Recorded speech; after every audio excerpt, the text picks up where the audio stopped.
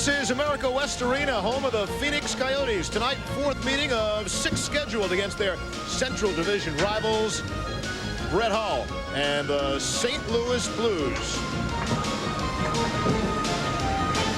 And a very pleasant good evening, everyone, from Phoenix, Arizona, along with Bill Clement. I'm Steve Levy. You could not have a more evenly matched game tonight between these two clubs. They come in identical records after 45 games. They've allowed the exact same amount of goals against, and probably the two most controversial clubs in the first half of the season. Phoenix has already fired their GM, John Paddock. Of course, the Blues, we all know they fired their head coach, Mike Keenan. He's gone? And without Keenan, this is a completely different club. I'm glad you told me Mike is gone. It's just in, Bill. Well, we have to talk about Joel Quenneville, the man that's replacing Mike Keenan. If Mike Keenan was darkness to the St. Louis players, then Joel Quenneville represents daylight. He is just coming off a championship year as an assistant coach with the Colorado Avalanche, and he brings really kind of a refreshing attitude. If Mike Keenan was accused of being a dictator, Joel Quenneville will be a communicator, a guy that wants to integrate with the team and get the team closer. And if Mike Keenan was dark, Joel Quenneville is really the daylight. Now, far be it from me to give advice to an NHL head coach, but if I'm Joel Quenneville, I'd tap Brett Hull's shoulder a lot and get him on the ice. I think Brett's already got a bruised shoulder from Joel tapping him on it. I mean, really, you want to get Brett on the ice, and a happy Brett Hull is obviously a dangerous Brett Hull. This morning we said to Brett Hull, are you happy? He said, I'm the happiest guy in the world. And he said, wait, I'm going to take that back. There are 20 guys tied for the happiest guy in the world. And Brett Hull, when he's happy, as everybody knows, can still be one of the most prolific goal scorers in the history of the sport of hockey. He'll get a ton of ice time both at right wing and left wing tonight here against the Coyotes. And Joel Quenneville has done something to try to help Brett Hull. He's put him with a couple of other scoring sensations. Pierre Turgeon's going to be at center, and on the other wing will be Jeff Courtnall.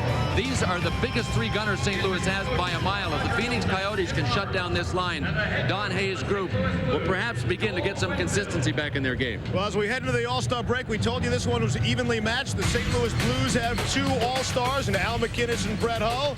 Oleg Tverdovsky for Phoenix. And now the Coyotes have a second All-Star. We'll tell you about Keith Tkachuk's day when we come back at America West Arena. And there's been a bit of an uproar here in Phoenix over the All-Star snubbing of the captain of the Coyotes, Keith Tkachuk. He was kind of bitter about it and said he's planning on going golfing with Jeremy Roenick. Looks like JR might be going alone now. JR is going to need a new caddy because Keith Tkachuk is going to the All-Star game this afternoon. He was added because of an injury to Mike Modano with the Dallas Stars, so Tkachuk will be going. He deserves to go. I mean, this is a man that trails only one other goal scorer in the NHL. Only Jaromir Jagr has more goals than Keith Tkachuk. He's in the top 10 overall in scoring. He is number 8. He does everything for the Phoenix Coyotes. Tonight he'll be playing with Cliff Ronning, who is a real perfect match for him because Cliff Ronning likes to shoot. Tkachuk likes to go for the rebounds. So Keith Tkachuk is going to the All-Star game. His reaction on that? It's obviously, bitter that, I felt like I had a good enough season to make the All-Star team. But, this is a great opportunity for me to go my first All-Star game, and so I'm looking forward to it. The Phoenix Coyotes held a team meeting today led by their coach Don Hay, and the meeting was out of the ordinary to say just how important tonight's game was, get some momentum heading into the All-Star break. JR the Coyotes, they'll be fired up to take on Brett Hull and the Blues. The opening face-off from Phoenix is up next on the Deuce. Back in Phoenix, set to go, the Coyotes and the Blues. Referee tonight, Don Van Massenhoven. Jay Scherz and Shane Heyer are linesmen tonight. The Phoenix Coyotes will start with Oleg Tverdovsky and Teppo Numminen on defense. Mike Gardner, Igor Korolev, and Jeremy Roenick up front. The Blues go with Igor Kravchuk and Chris Pronger on the blue line. A forward line of Craig Conroy, Peter Zezel, and Stefan Matteau. There's Nikolai Hobby-Bulin, his first touch. With the opposed opposite number down at the other end. Never a surprise when you're talking about the Blues, and that would be Grant Fuhr. Back inside the Coyote zone. Up ahead, glances off Roenick and goes into the blue zone as Chris Pronger goes back to touch. We get the icing. Surprise in goal? Yeah. No, one thing will not change with the St. Louis Blues, even with Mike Keenan departing. Grant Fuhr still will be the #1 goaltender, but his new coach, Joel Quenneville, said this morning, listen, he said, I probably won't play him as much as Mike did. I'd like to get John Casey some games, and he said, watch, Grant will play all the games from here to the end, but Grant wants to play, and Joel Quenneville wants to play him as long as he thinks that he is the best guy to have in there. So Joel's going to work with him. This is a coach that works with his players rather than telling his players what to do and really saying, look, my way or the highway, guys. I do it my way all the time. 4th game for Joel Quenneville as head coach of the Blues. St. Louis 1-2 under him. Out at center, here come the Coyotes. Captain Keith Tkachuk, newly named All-Star and a happy camper, you could say. Cliff Ronning sends it back. Off for Jeff Finley. And it's sent back inside the St. Louis zone. Ricard Pearson is back forward for St. Louis. Up for Jeff Courtnall. Tried to knock it out, couldn't. Coyotes able to keep in. Far side, Brett Hull. Hit off the linesman. And now they play it off at center. Hey, Steve, this might be good. We got the Hull line with Turgeon against the Tkachuk-Ronning line. I mean, if it's going to be really offense against offense, we are in for a real end-to-end treat, although that might create a miserable night for this guy, Nikolai Khabibulin. Here's another guy that plays in a lot of games. He has played in 35 of the Coyotes' 45 games. He is definitely the #1 goalie, especially now that backup Darcy Wakaluk is out for a while with a scope knee that he just had done. But Khabibulin likes a lot of games. He likes a lot of shots, and he might just get his wish tonight. Don Hay has a couple of offensive lines and a couple of defensive lines. He likes to play 4 lines, but when his team falls behind, he's got to play the Roenick line. He's got to play the Tkachuk line. So Don Hay, above all, wants to at least draw even or stay even or take the lead in this game. York and Corkum on the faceoff, won by St. Louis. And Mark Bergevin fires in deeper. Hard hit on Scott Pellerin, draws the first roar from the crowd. And it's sent up the center. 3-on-2, slow developing for Phoenix. And it was really slow because they're offside at the blue line and Brad McCrimmon offside at the St. Louis line. Well, the other reason that we may be treated to a pretty good game, I mean, forget about the Tkachuk line going head-to-head with the Brett Hull line. Both of these coaches preach an initiation style. I mean, they're passive teams. The New Jersey Devils, if they don't get any pressure at all, they'll fall right back into the neutral zone trap right away. Joel Quenneville said he's an initiator. We know that Don Hay is. That means they want to forecheck one guy. If the first guy gets pressure, the second man's going. You know what that means? It means back and forth, end to end. That's an entertaining hockey game most nights. We're 90 seconds in, Bill, and already second shift for Jeremy Roenick's line. 90 seconds into the hockey game. Coyotes trying to set it up. Can't. It's sent right back in by Scott Pellerin of St. Louis. And Mike Gartner trying to work it out ahead. For Phoenix. Inside the zone. Checked on the play. Gloves up. Trent Yawney got his gloves up in the face. And here's Roenick. Being tightly checked by Bergevin. Hit behind the net. Yawney for St. Louis. Able to clear. Khabibulin will play. And lead for Brad McCrimmon. The 5th oldest player in the National Hockey League, Brad McCrimmon. Out ahead at center. Pass could not connect. Pronger back the other way. Off for Brett Hull. Little one-touch pass there for Jim Campbell. And another offside. So a choppy start to this one as we're scoreless early on. No, we'll see now what Don Hay wants to do. I mean, he was really up in the air as to how he was going to approach playing against Brett Hull's line. For St. Louis, if a checking line comes out every time Brett Hull comes on the ice, what happens to Phoenix is they got their checking line on the ice all night. And then all of a sudden, Tkachuk's line is off and Jeremy Roenick's line is off. That's why Joel Quenneville said this morning, if this man, Don Hay, wants his checking line out against Brett Hull, I will not try to keep Brett Hull's line away from him. Petrovitsky and Ronning on this faceoff. It's won by Phoenix. And Finley has inside the zone. Off for Dallas Drake. Can't handle. He's checked by Kravchuk. Tkachuk has. Off for Drake. Drake's shot. First shot on goal. That's a save. Blocker save for Grant Fuhr. Petrovitsky will come out for St. Louis. We got Brett Hull. We got Brett Hull out here on the left side, and that's something Joel Quenneville said he might do. Double shifting Brett. He's going to play the right side with Sylvain Turgeon, or at least Pierre Turgeon. And it looks like this is the line that he's going to play the left one on with Petrovitsky and Jimmy Campbell. Coyotes with some trouble at their own blue line. Now finally able to move it ahead, and Phoenix will go for a change. Kravchuk back for St. Louis. Ronning on him. And Igor Kravchuk will move out ahead. Sent in. Here's Zezel now on his backhand. Goes to the corner for Conroy. That's Craig Conroy. He's checked by Quint. The toe behind the net now. And back the other way. Chris King for Phoenix. Fires in looking for the Carom. Won't get one because Al McInnes is first back to play. It's popped out of play and into the crowd. Scoreless early on from Phoenix.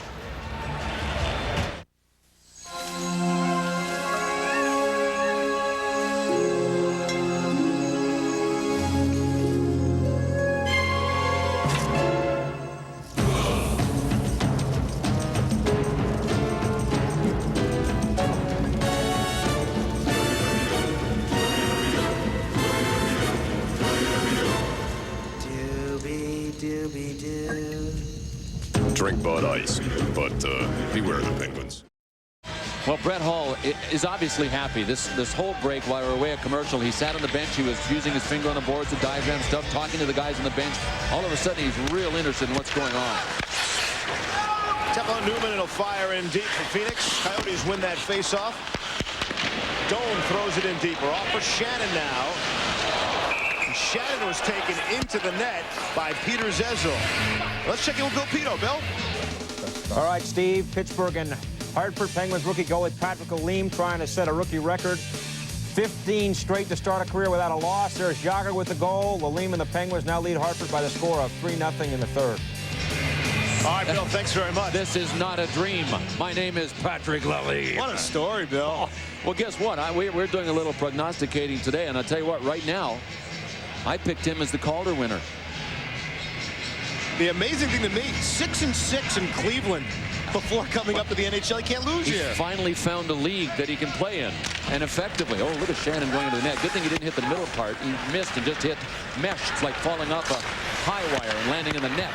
No penalty on the play. We're 5 aside here from Phoenix, Arizona, America West Arena. The Coyotes and the Blues. Wednesday night, Fire on Ice here on ESPN2. Keith the Chuck sends inside the zone. He's been playing like a man possessed. Set up pretty well here. Pass in front. Never made it on goal. Back come the Blues. 2-on-1. Turgeon racing to get into the play.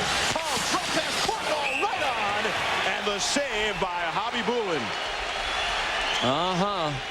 Well, this is the big offensive line. Jeff Courtnall took the shot. You know what? All of the Coyotes blew by him. 3 of them trying to catch 2 men, trying to catch Turgeon and Hull, and they left Courtnall. See 14 in the bottom right? He just got back in behind Brett Hull in the jet stream and just waited. And if you look on the right, you see 3 different Coyotes on the right. Nobody picked up Jeff Courtnall. Turgeon really went for it. I mean, if Pierre Turgeon's ever going to put his head down and dig, it's for an offensive chance, and that's exactly what that was. But you see 2 guys. There was double coverage on Turgeon, and nobody took Courtnall, and that's why he got the big blast. Hobby Bullen was out top of his crease, looking confident early on. Officially, there's 1 shot on goal in this hockey game, and you just saw it. I thought Grant had a blocker save there before. Here are the Blues inside their own zone. Bad play. Here's Courtnall trying to turn it into an offensive chance, unable to do so as Pronger got to him. Here's Zezel trying to kick it out. Can. Kravchuk will have a chance. Good forecheck here by Phoenix, and they're able to keep in, but Rona can't get to it. Pronger does. Off for Zezel. Never crossed the red line. And it goes out of play and into the crowd.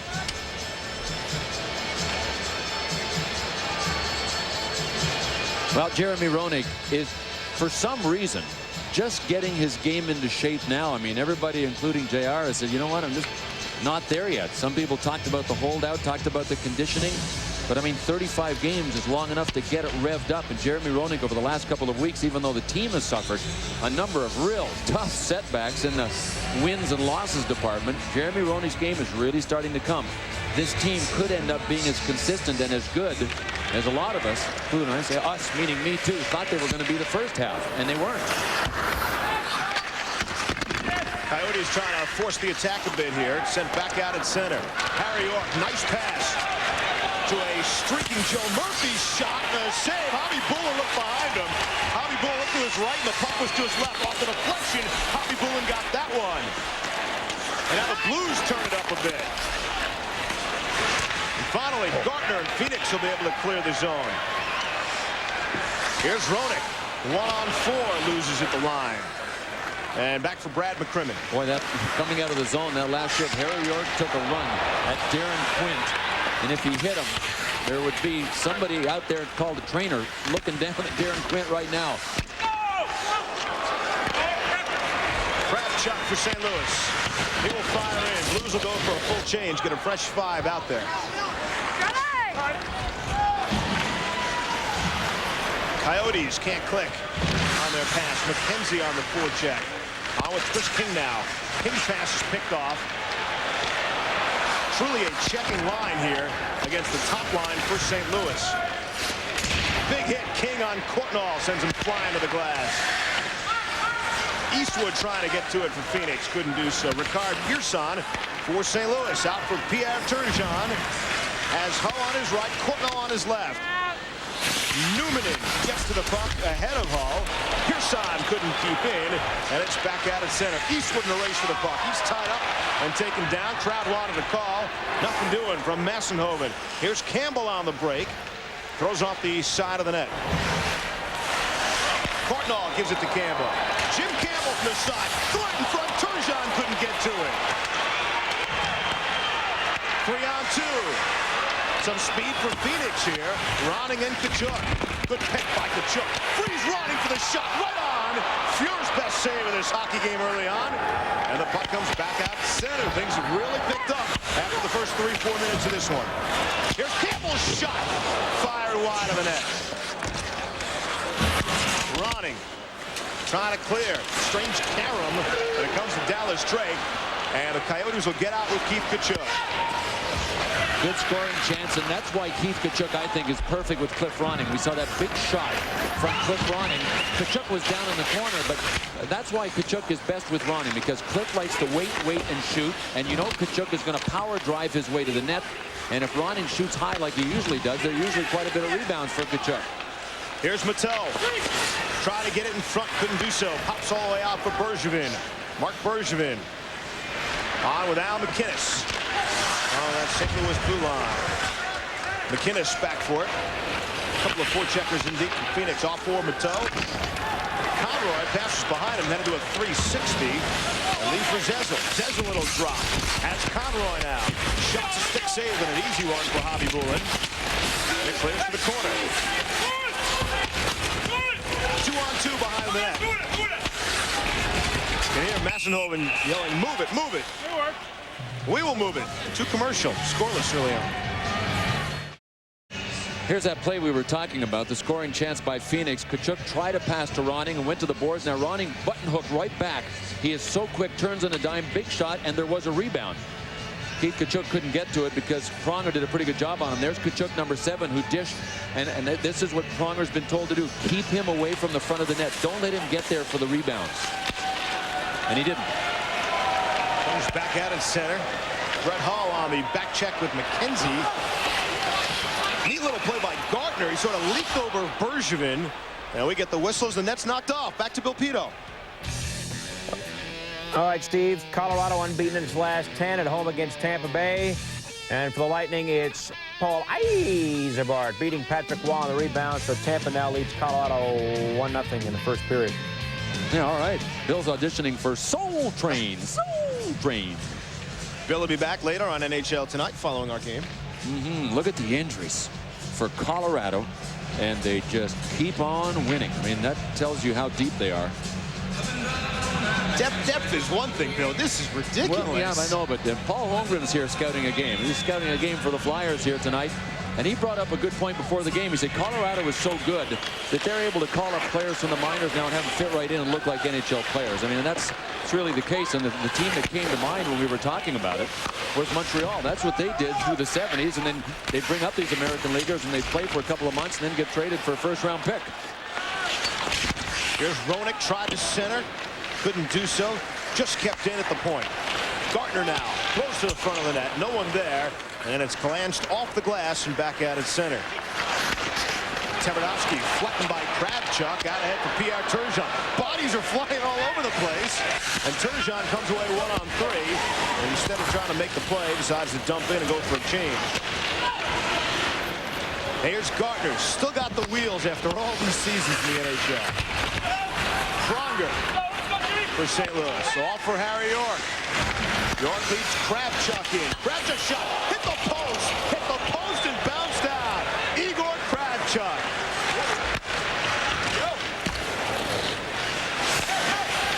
York has centers now. Murphy couldn't tee it up. And it comes back to center. Here's Joe Murphy. Leaves for McInnes. York is checked. Sent back to the net. Finley there for Phoenix. His pass picked off. Here's Murphy now. On the backhand for York. Couldn't tee it up. And it's taken away by Finley and Phoenix again. Boy, some demon-like back-checking by the Blues. I mean, they're able to get in deep, get their forecheck working, but Joel Quenneville has been digging in and not even coming close to getting caught. They've had a real strong presence coming back. We haven't seen Phoenix's speed yet, and that's one thing about this team. From Roenick to Tkachuk to little Cliff Ronning, Mike Gardner, they can fly, and when you don't see a team's speed, it's usually a sign that there's not much room out there for it to show. And Jeremy Roenick has made his presence felt. No, not on the scoreboard, physically.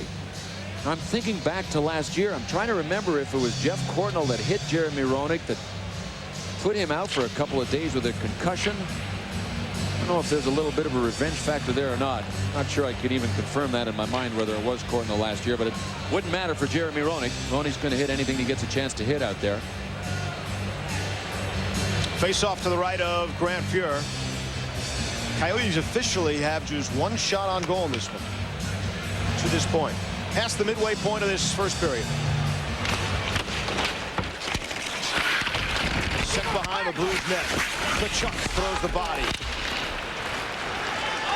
And it's sent all the way down the length of the ice, and icing will be called. Talking about Tkachuk before, and you know, you wonder, he's been playing like a madman. The fact that he was snubbed from the All-Star game, knowing him there would be no let-up now that he's been awarded, and he'll be in San Jose over the weekend. But he really came on, though, when it was, you know, when all of the players were named and he was left off the list. I mean, he went kind of berserk on the ice, started playing with a chip on his shoulder, and that's a dangerous proposition if you got to play against him, because he's got a mean streak anyway. He's big, he's strong, he doesn't mind mixing it up, and he can kill you on the scoreboard. So all of a sudden he turned it on. Wondering if Don Hay today, when he got the news that his star player was going to the All-Star game, didn't say, oh, no, don't mess with him. I mean, I need him the way he is. Out of center, the Blues trying to make something happen, unable to do so. Toe got to it, and we get a whistle for the hand pass. College basketball for you on ESPN tomorrow. First at 7 o'clock p.m. Eastern, it's Tulane and Xavier. They'll go at it. Xavier with 3 sophomore guards. Lenny Brown, Darnell Williams, and Gary Lumpkin. They'll host Gerald Honeycutt and the Green Wave. Then at 9, nightcap of our doubleheader, Temple in Cincinnati. John Chaney taking his Temple Owls to Ohio to take on those Bearcats. College basketball tomorrow night for you. Double dip in over on ESPN. Got Brett Hull out again on the left side. He's taking short shifts too, Steve. I noticed that he was off before his line mates on the Turgeon Courtnall line. Now, I don't know if he just knows that he's going to get a lot of ice time and doesn't want to overextend, or if he might not feel like he has the legs tonight, but he is going to get a bunch of ice time because here he is on the left side now. Dave Manson is back for it for Phoenix. Manson nearly had his pass picked off, but it comes out. Shane Doan. Little 2-on-1 developed down low, but a good play by Bergevin to break it up. Never allowed the pass to go through.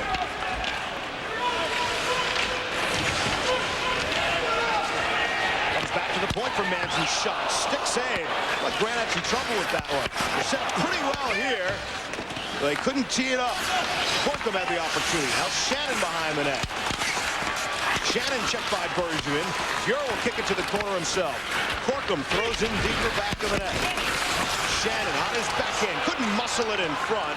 And the Blues come away with it. Well, Brett Hull heads off now, so that means he just finished his 6th shift. And we have played, well, when he went off, played about 11 minutes. 6 shifts in the first 11 minutes. That's a bunch of ice time. Ricard Pearson with the puck for St. Louis. Out ahead for Harry York. 2 of the best rookies in the game on the St. Louis Blues. Tim Campbell and Harry York. We'll look for them tonight. Oh, back for McInnes, who can always fire a puck, and he did there. Was blocked after the fence. That shot deflected back in the net. Here's Murphy now, whacking away at it. McInnes can't get to it in time, and the Blues will have to clear the zone. Yeah. All right, sticks down, gentlemen. Great audio, huh? Way to go, Van Mass. I mean, talk about respecting the players. Gentlemen, sticks down, gentlemen. Of course, the night is young. That could deteriorate. 7:34 to go in this first. The Blues and Coyotes scoreless from Phoenix. Talked about a couple of guys in this lineup tonight that are veterans, real veterans. Brad McCrimmon's one of the oldest guys in the NHL, but Dave Manson is one of the toughest guys in the NHL. Look at this shot by Dave Manson that actually went off of Grant Fuhr and then off the post. I think that was labeled for the corner if he doesn't get a piece of it. Here's McInnes trying to label one. Good play by Drake right out of the faceoff to go down. Any player that goes down in front of an Al McInnes slap shot has my respect. Here's Brett Hull's shot. That was blocked by Newman and never made it on Hobby Bullen. Turgeon throws back to net. Newman in there. Courtnall, big line off for the Blues. Comes back. Pearson at the point. Shovels deeper. Turgeon there on his backhand. Taken off the play by Tverdovsky. Backhand at center. Coyotes trying to break. It's a 2-on-1 with Keith Tkachuk and Dallas Drake. Tkachuk moves to the middle on his backhand, and a good back check by the Blues to knock it away. No, there was a window of opportunity for the pass, and then it was taken away. And at that point, nothing. Here's Tkachuk trying to break it again. Taken down by 2 players, and a penalty coming up. Our first penalty of the hockey game, and the Coyotes will go to the power play. He just doesn't stop driving the net. I mean, I don't think there is a winger in hockey that drives the net any more consistently than Keith Tkachuk. I think John LeClair is right there with them. But those two guys, one in the East and one in the West, they just never stop driving. And sooner or later in a hockey game, you know, they don't keep the statistic of who actually causes the most penalties or draws the most penalties. But the guys that drive the net are always a sure bet to be way up there. So safe to say Tkachuk will not be resting on his laurels now that he's an all-star. He continues to charge. Pearson for hooking at 13:25. First power play of the game. Well, we'll see what Phoenix does on their power play. The play before that one that drew the penalty was Tkachuk actually trying a nifty stick handling move, but real good defensive play back there to break it up. The Phoenix power play, if they play the way they have over the last couple of weeks, are a 2 men in front of the net kind of power play with a lot of shots. When Tkachuk is out there, he's in front, but he's not out right now because he just came off a shift. We'll have to wait to see the Tkachuk line out there to see. Chance in front, they score! No goal, no goal! Massenhoven is waving it off immediately. Looked like it might have gone on at the skate of Mike Gartner. Well, that's legal as long as he didn't make a kicking motion towards the net, but Van Massenhoven motioned with his arms as if there was some type of motion, imitating a motion towards the net. Whether it was done with the hand or the foot, neither can propel the puck towards the net. If you follow through with either the hand or the foot, you can redirect it this year with the skate. The goal is under review. How? The goal is under review. Didn't know that 17,000 people couldn't figure that out on their own. All right, here it is. Came to Jeremy Roenick. It went off his skate and then off the shaft of his stick over to Mike Gartner. I can't tell from that one. But Don Van Massenhoven was in a great spot. Way better than we are. Puck went over to one side. Oh, here it is. Oh, you know what happened there? Mike Gartner looked like he was sticking out his foot to actually block the puck so he could get a chance at it with his stick. And instead of blocking it, he hit it with the toe of his skate and knocked it in the net. So yeah, right. Technically it's a non-goal, but Mike Gartner wasn't intentionally trying to do it. And there's nothing in the rule book that says intentional or otherwise. If you make a kicking motion towards the net and the puck goes in off your skate, it does not count. So Don Van Massenhoven was absolutely right. And as you mentioned, Bill, in perfect position to make that call. Right. Tried to kick it to his own stick and not kick it in the net. Right. And therefore it doesn't count. Well, if he just nicks it with his stick on the way to the net, it counts too. I mean, if he'd just been able to get a piece of it with his stick. Peter Zezel will clear for St. Louis. Minute 40 left in the man advantage. The Blues have given up the 3rd most power play goals in the entire league. Only Montreal and the Rangers have allowed more power play goals than the Blues, 37 of them.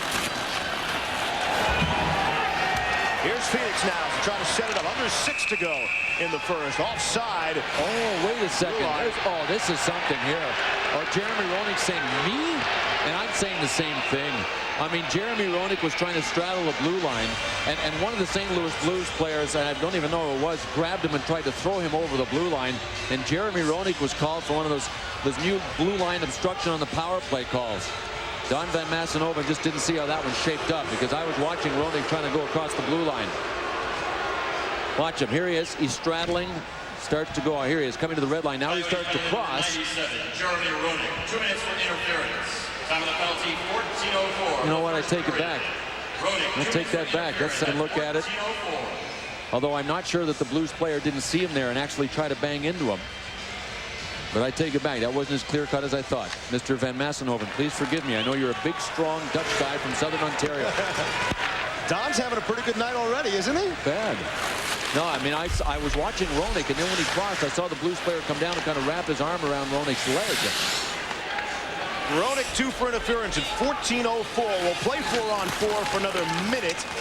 And then the Blues will go on the power play for 40 seconds. Some open ice out here. See who takes advantage of the 4-on-4. Joe will play it around for McInnes. Back to the net. Running. Murphy there. Go. No, it may be time for me to head back to Pearl Optical. Haven't had these babies checked in a while. Sure, blame it on the glasses, Bill. I'm blaming it on me with an assist from the glasses. Out of center. Still 30 seconds left in the 4-on-4. Coyotes go for a change. McInnes on. Turgeon, Hall, McInnes, and Bergevin for St. Louis. Here's Hall at center. Drop pass for Turgeon. And didn't see in the rearview mirror that Igor Korolev was right behind him. That's Korolev wearing the full cage. Korolev on Kravchuk. The two Igors battle. That's Igor. Pronger behind the net. Now it's a power play for the Blues for the next 30 seconds. As Pearson is out of the box. Here's Turgeon. They're able to keep in. We'll see for how long. Swing pass cross ice. No one there. Football goes back to play. Sent back behind the net. Teppo Newman in there. Able to clear out at center. Man, every time I say Teppo Newman, and I'm thinking Seinfeld. Hello, Newman in. Blues set it up now with the man advantage. Final few seconds. Off for Pronger. McInnes, one-timer and block. They'll try it again. Deflection. Save Hobby Bullen, and a good one with Courtnall on the doorstep. Power play is over. We remain scoreless. Well, Al McInnes, number 2 of the Blues, has his shooter all loaded up tonight. Great shot that was blocked first of all, and he got it again and ripped one that was really a deflectable shot. I mean, this is why McInnes is so valuable. Because the second one, he put it right on Courtnall's stick. I mean, McInnes took a peek and knew that he was there, and Courtnall was able to get a terrific deflection from the right spot. Now, McInnes is dangerous if he's trying to score. If he takes something off his shot, and he's dangerous to anybody standing in front. If he sees somebody in front and knows that there's a screen in front of him, he'll go for the guy beside the net for the deflection. I'll tell you what, he's one of the best. Backcourt icing as Dave Manson touches up. Billy and I are set to go to San Jose tomorrow. We will have a cast of thousands, and we will bring you All-Star Friday. Set for Friday night over on ESPN, 9 p.m. Eastern. The skills competition, and not just cause we have it. I firmly believe All-Star Friday might actually be better than the game itself. And the highlight, I understand, is Panger's going to be mic'd in goal this year. Absolutely. I said the other night I've got him penciled in for a shutout already. He's been training hard. He's in finely honed condition. First thing I do is check Panger's pads. You know he's using the illegal stuff. What, too long? I don't think check for that. Yeah, there is no limit. And should point out to Panger when he hears this that Randy Andreichu, our terrific stats guy that travels around with us, has quickly pointed out that Panger never had an NHL shutout. Thanks, Randy. I'm sure Panger thanks you too. I'm not sure this would count as an NHL shutout on All-Star Friday. Gardner tried to tee it up. It was wide of it. Conroy for St. Louis, and it's back out at center. McCrimmon is back forward. Checked by Matone in the glass. Out at center. Pronger for Kravchuk. Under 3 to go in the first. Steve Levy, Bill Clement on this Wednesday night, ESPN2. Our continuing coverage of the NHL. Fire on ice tonight from Phoenix. And a penalty coming up as McCrimmon was taken down. And Conroy is going to go. I think he got his stick caught in part of Brad McCrimmon. And McCrimmon definitely did go down. I don't think the veteran McCrimmon would have faked it at that area of the ice. I mean, you don't fake it when you're coming around the net with a puck. Right there. Now, it looked like Brad McCrimmon actually flexed his bicep to catch it. But that's an area where you can get your stick caught anyway. And that the crook of a guy's arm, and when you're hooking him, if you get your stick caught in that and just try to pull your stick back, not even try to hook him, sometimes you can pull him down. It looked like McCrimmon helped it a little bit. Conroy 2 for hooking, 17-16. The second power play of the night for the Phoenix Coyotes.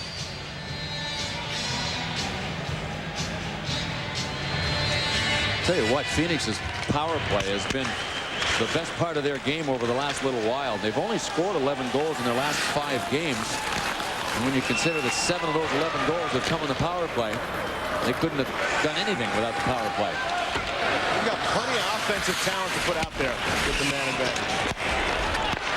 Try to set it up here. Gardner behind the net. Has Kachuk in front. Comes back to the point for the All-Star Tverdovsky. Shot goes wide in the net. There's Ronning right in front. Gardner. Big save. Grant Fuhr with the glove. That one's a flex high off the glass behind the net. Ronning has. Cross for Tverdovsky. Here's Ronning. Thought about it. Here's Kachuk down low. Tried to get it back through to Gardner. And Fuhr will hang on. Good stop there by Grant Fuhr. I'll tell you something right now. That's an easy penalty-killing unit to play against that the Blues have on the ice, because they're just letting people stand in front. I mean, Chris Pronger and Igor Kravchuk weren't engaging anybody. They were cross-checking anybody, trying to move anybody. And when you've got Gardner, Ronning, and Kachuk out there, those are dangerous guys to kind of leave hanging around. There's Mike Gardner. Look, nobody touched Gardner. He was able to get a real good shot at it. Continued to move the puck around a little bit. Still, nobody was knocked down. Another look at it. Oh, good save by Grant Fuhr.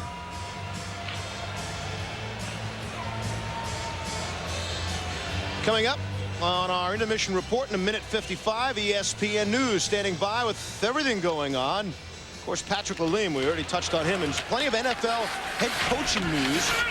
You want to stay tuned for that. ESPN News is on the way as soon as we get out of here after the first 20 minutes of play from Phoenix. Under a minute left in the man advantage. Coyotes are set up pretty well here. Shannon now in front of it. McInnes making him pay a bit of a price. Looked like Dolan took his eye off the puck and lost it, and then it goes back to behind the net. McInnes rattles it around the glass. Kellerin trying to get to it, couldn't. It's kept in by the Coyotes. Here's Newman in at a rolling puck. Newman in. His pass broken up by Turgeon, sent behind the net. That's where Shannon is. No power play time for Jeremy Roenick on either unit here on this power play.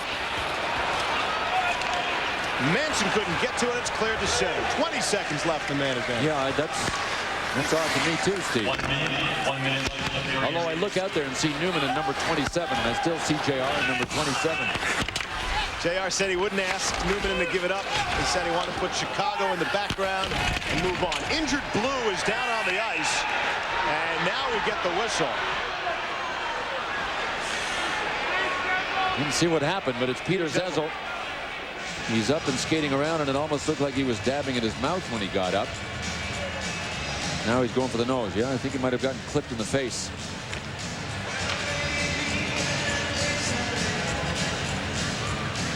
Now with Zezel along the boards, he's one of the best with his feet. That's his soccer background.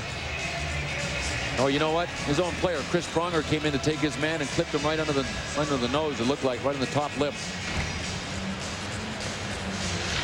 Zezel, a +6 for the Blues, tied for the team lead.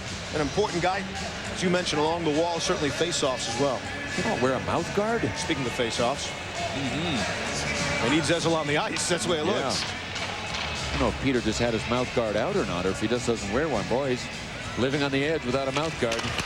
1 second left. It's over. Back to 5 aside. Even strength for the final 40 seconds of this first period.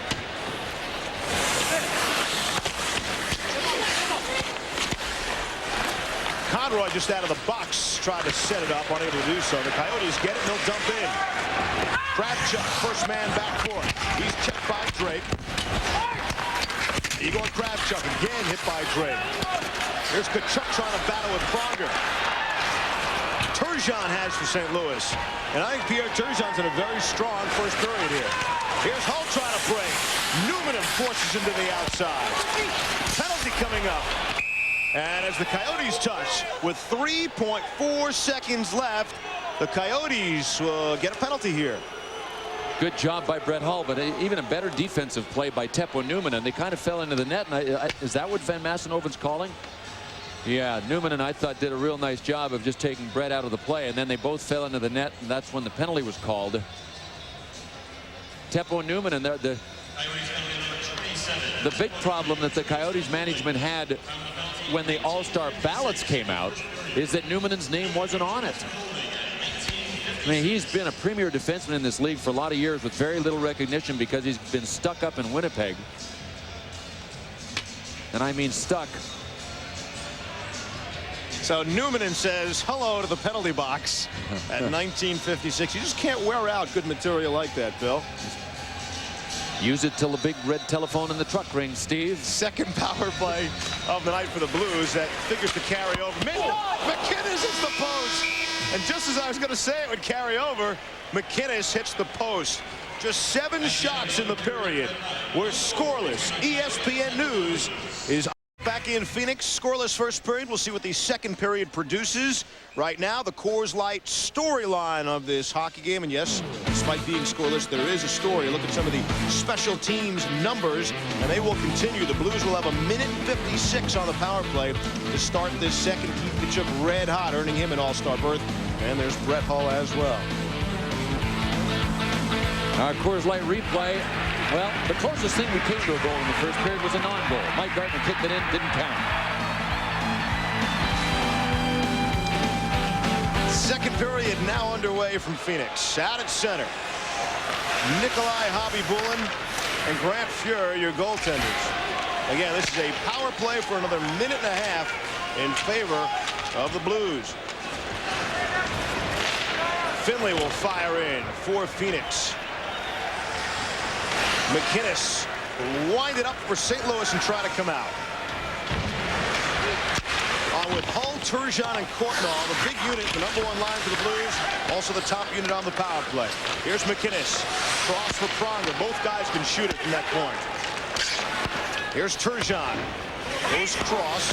McCrimmon will get to it on the backhand. Just a perfect little pass to King that allows him to clear the zone. Actually a 3-on-2, short-handed for Phoenix. And Chris King, the good effort in the front of the net, gets a scoring chance and kills off some of that valuable playoff time. Here's Campbell the other way. He stood up by Manson at the Phoenix blue line. And it's fired back out. Pretty good penalty kill so far. Well, it really came down to a couple of candidates as to who was going to replace Mike Keenan as head coach of the St. Louis Blues. The man behind the bench is the guy that got the job. He is Joel Quenneville. The guy that really finished second was the man that is standing behind the other bench tonight, Paul McLean. He is an assistant coach here in Phoenix. Paul McLean played in St. Louis and also coached St. Louis's farm team in Peoria, and a lot of people thought he had the inside track. But then the interview process took place, and Joel Quenneville interviewed really well and ended up getting the nod over Paul McLean. Don Hay was very complimentary today talking about Paul McLean. He'll get his chance. He'll get another opportunity. Here's Kravchuk, deflection by Campbell. And Hobby-Bulin had to be ready for that one. 25 seconds left on the man advantage. Comes back for Pearson. Throws towards the net. Petrovitsky tried to drop it with a neat little play and get it to Murphy, but couldn't do it. Here's Campbell with some space. Campbell shot right on. Hobby-Bulin came way out to make the stop, and the Coyotes will get out of the zone. Here's Keith Tkachuk. Has Eastwood with him. Tkachuk back behind the net. He's taken off the play. 3-2-1. Power play is over. We're back at 5-a-side. Here's Murphy. Campbell tries to throw and can't. Coyotes knock it right back out the other way. Not a typical scoreless first period. Seemed like plenty of up and down, Bill. Well, not many shots. I guess I put the curse on us when I said, hey, looks like we're going to have a nice end-to-end kind of game because both of these teams like to initiate. Fact is, they're both playing really, really strong defensive hockey. There only were a couple of partial odd-man rushes in the first period. I mean, hardly any good scoring chances at all. And that wasn't because of lack of effort. I mean, it's a real intense game, but it's really well played defensively. Chance through the screen. Hobby-Bulin made the stop with plenty of traffic in front. And there's no reason to sort of sit back in this kind of game. I mean, it's the game before the All-Star break. There's plenty of time off. You'd think both teams would come out and let it all hang out here tonight. There's also no reason at this stage, Steve, the way the game has been played, not to shoot when you get a chance. I mean, and that's what St. Louis has done a couple of times coming out here early. Jimmy Campbell on the power play looked like it was a sharp angle shot. He took it anyway. Good play. And this is the shot just that has led to the stoppage of play. Just a little drifter from the point with a little screen in front. But when you're only 8 combined shots, I mean, 5 for the Blues and 3 for the Coyotes in the first period, got to start something. And just getting the puck on net may lead to a potential goal. Nikolai Khabibulin, who I think really burst into the consciousness of hockey fans all over last year during the playoffs when he, 2 wins for Winnipeg, probably by himself against Detroit in the first round. There were millions of people across North America that woke up in the middle of the night screaming his name. That's how deep into the conscious it got. I mean, it was fine, really Bill. We get the idea. I think people at least learn how to pronounce his name correctly at that point. Yeah, Nikolai. I'm with you, Steve. Win or tie. Always remember that. Yeah, I've heard that before.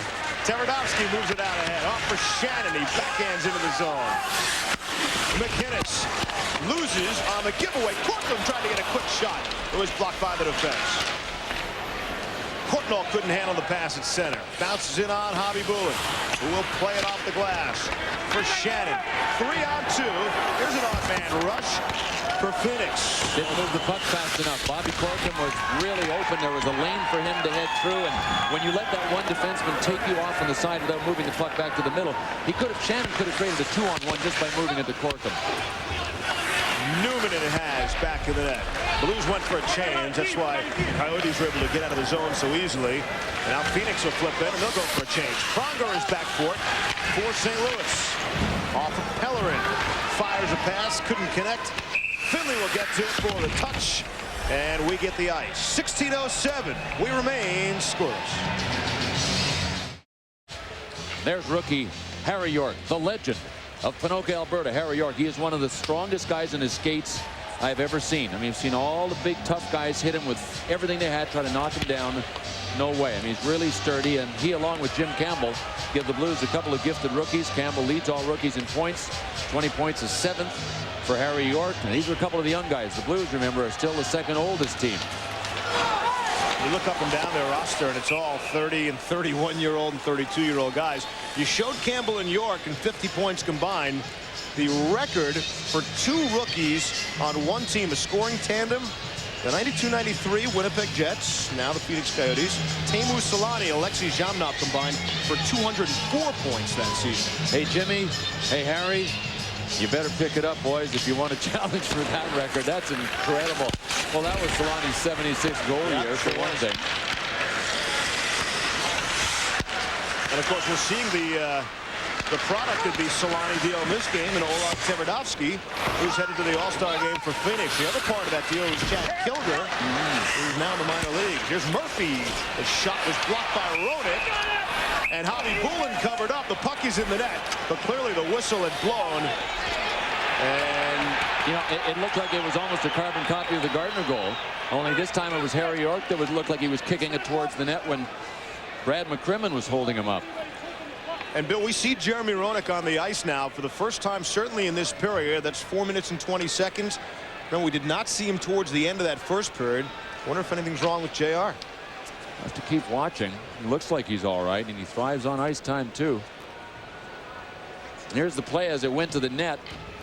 See Brad McCrimmon battling it out. Can't see from that angle what happened to the puck. Oh, who was the St. Louis player that actually came in on his knees to try to poke it through?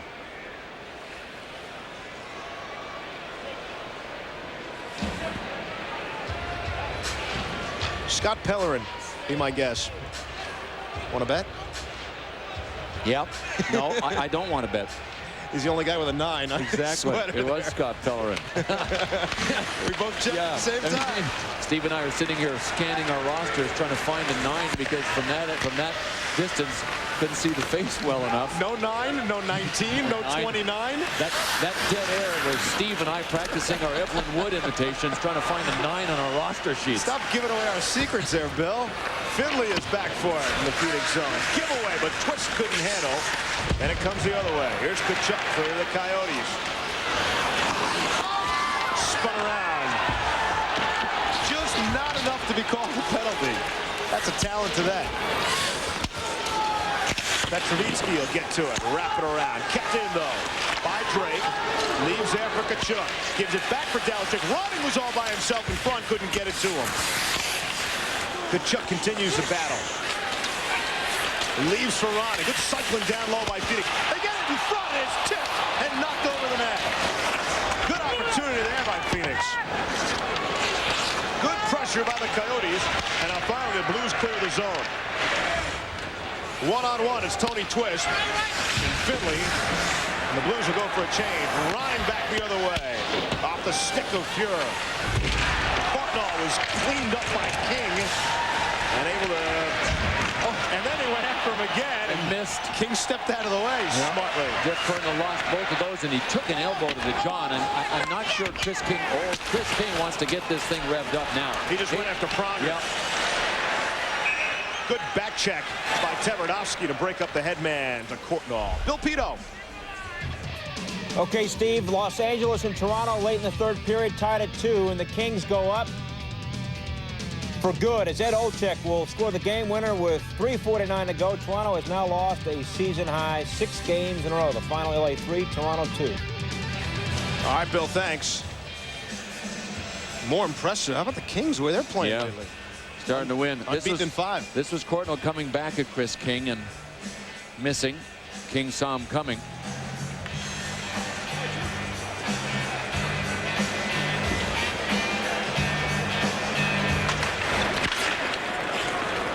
Back at center, Kravchuk for the Blues. Tipped off Turgeon's stick and inside the zone. Courtnall still out there. It's a long shift. This is an abused shift. Now in front, Turgeon and a couple of whacks at it. Now on his backhand. On the backhand, save Khabibulin. And Courtnall took a poke at it as well. Nikolai Khabibulin coming up big here in the second. It's the kind of game where, at least as of right now, we played almost half the game. You're not going to get anything clean. I mean, it's going to have to be dirty. It's going to have to be jamming and blocking in front and hope for a screen and then just try to get it through a bunch of legs and through all the pads that are out there and all the sticks. Khabibulin had Turgeon pick it away from him and then come out the other side. He was looking for Brett Hull, but then he found room for himself to step out here. So he's looking for Hull, and because the coverage went to Brett Hull, Turgeon smartly just turned around and took a backhand at it. Courtnall banging for the rebound. Hull was falling down, couldn't get the kind of wood on the shot he wanted. And it comes back out at center. There's Tverdovsky leading the rush for Phoenix. Goes cross at King, but couldn't hit him on the pass. And the Blues back the other way. A super long shift for Jeff Courtnall. Now in a battle, Courtnall sent flying. A hard-working shift for Jeff Courtnall here. And he's still out on the ice with Turgeon in blue. Here's Turgeon behind the net. Centers in front. Here's Hull all by himself, throwing in front. And none of the Blues able to take advantage. Would have had a wide-open net. Turgeon's shot blocked in front with Hull providing some traffic. Courtnall throws the body. What a shift for Jeff Courtnall. He must have absorbed and taken probably a total of 10 hits in the last couple of minutes. But that's the most dominant offensive shift by any line in this hockey game. The Hull, Courtnall, and Turgeon line. Fired in by McInnes. First man to get it, Peter Zezel. Mateau battles behind the net. Shannon will get to it. Check by Conroy. Comes free for McCrimmon. Shane Doan for Phoenix. Doan is taken down in front. Penalty coming up against the Blues. And when we come back, Brett Hull and his team will be killing off a penalty. Well, you know that Brett Hull can get open, and we know that Pierre Turgeon can find him. Watch this pass. He came around the net, put it right back through the crease, and Khabibulin deserves a mess of credit on that one because he was over to face Brett Hull almost as quickly as the puck was, and you know that Hull was looking for the little one-timer after he picked it up from the pass. And then back down at the other end of the ice, Conroy picked up the 2-minute hooking penalty at 7:40. So the third power play of the night for the Coyotes, obviously 0 for 2 in a scoreless game. Now this is the power play unit I expected to see because Roenick is up front, Kachuk is up front, Mike Gartner is there as well. with Tverdovsky and Quint. A couple of guys who can shoot the puck for Phoenix working the points. Matteau and Zezel, the forwards. Bergevin and McInnes will try to kill it off with St. Louis. Man, Al McInnes is on the ice. Seems like the whole game. Comes back out for Quint, working the point. Now low for Roenick. Here's JR, handling the power play. All alone in front. Tverdovsky shot it wide as Fuhr came way out and was toppled over by Tkachuk. Back to Quint. Roenick tried to go across. Zezel breaks it up, and he will clear easily. Good adjustment by St. Louis. Phoenix went into the umbrella with one guy in the middle at the top and then people on either side along the sideboards. And you've got to go into a diamond shape as a penalty killing unit. They didn't pick it up at first. They stayed in a box and there were people open. Then they adjusted. Here's Tkachuk. Shot wide of the net. Under a minute left in the man advantage. Side of the net. Shot. Another big save by Fuhr off Keith Tkachuk. And Igor Kravchuk knocked the net off. And the Coyotes are complaining that might have been intentional. I know that Keith Tkachuk by himself is enough to knock it off. And, you know, the Nets, I don't know if it's been that intense a game or if the Nets look like they're just popping off easily in this hockey game. They're all supposed to be the same. This is moments ago, this play that went from Roenick to Gardner to Tverdovsky. And you know what? He shot it off his wrong foot and shot it off the toe of his stick. And that's why it knuckled. This is Keith Tkachuk, and this is the net coming off. It just popped off real easy, didn't it? 46 seconds left in the man advantage. Ronning will take this draw against Turgeon. Pair of 77s on the face. Won by Phoenix. Manson able to keep in. Not anymore. Here's Turgeon with speed. Trying to break away from Manson. And Manson prevents him from getting the opportunity. Blues shorthanded for another 30 seconds. Killing off valuable time. Back the other way. Here's Ronning for Phoenix. Fires back to the net. Heller in there.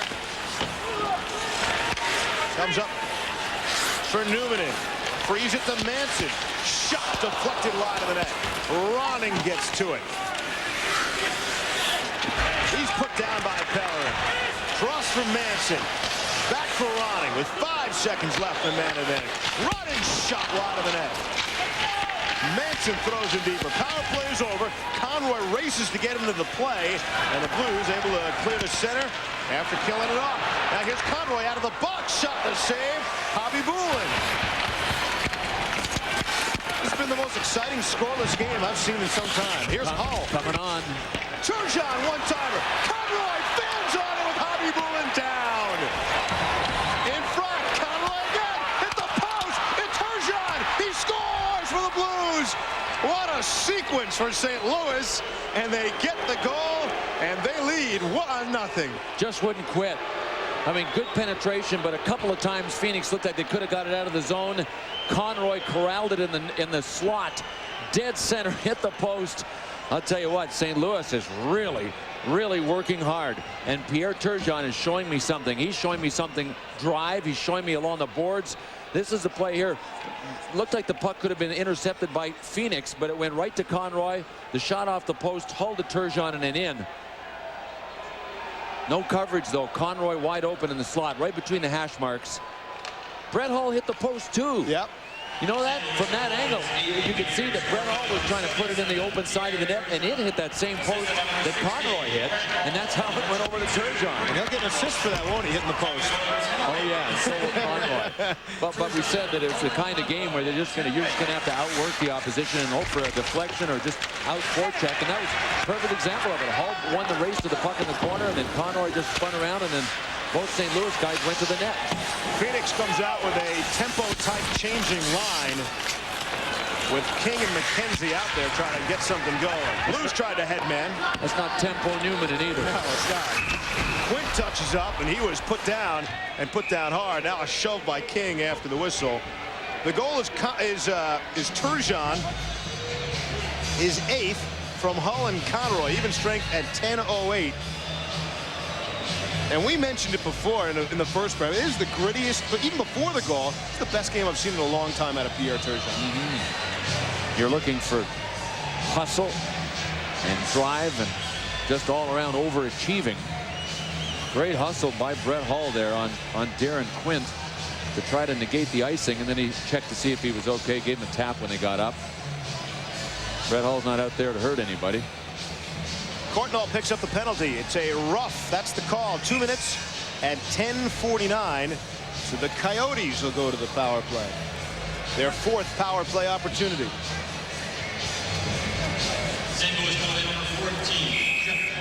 There's no reason that line of Courtnall, Turgeon, and Hull, as long as they work hard enough. I mean, that's all, the only question mark, and I don't think it's as big a question mark with Brett as it may be with Pierre.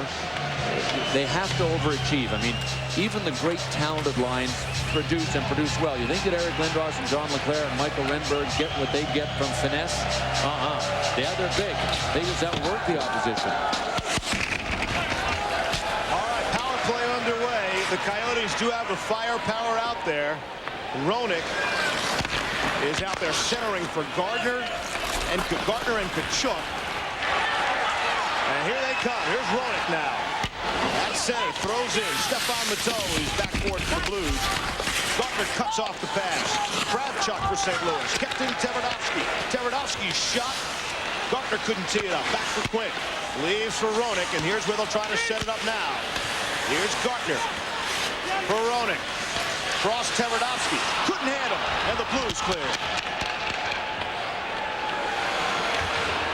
Roenick slaps it in, trying to catch St. Louis on a bit of a change. And it comes back out at center ice. Coming up on a minute left in the man advantage. There's Conroy trying to kill off some time for St. Louis. And the Coyotes, who have, frankly, not played well at home all season, 8-11-4, 6th worst home record in the NHL this season. We're starting to hear it from the crowd on the man advantage. Now, it's tough for Jeremy Roenick playing the left side on the power play. He gets the puck, and he doesn't seem as comfortable when he can't cut into the middle, and he's just drilled it in hard around a couple of times. And you know what it does? First of all, that takes him out of the floor. Here's another one. That's the 3rd time that he just drilled it around, and they're not going to get any results with this one either. But what that does is it takes himself out of the forecheck, and he's one of the best forecheckers when he can get some speed up. McInnes with Drake right on him. They battle for it. Ronning came in. Takes the puck away. 17 seconds left in the man advantage. Ronning down low. Chance. Kachuk didn't get the kind of shot he wanted. And the save by Fuhrer. Manson from the point. The big wind-up shot to save. Here's Ronning on the rebound in front. And Fuhrer stopped that one as well. Pass to the point. Courtnall streaking out of the box. Couldn't get it to him. And Javi Bullen will play it away. Power play over. Back to 5 aside. And the Blues able to kill it off.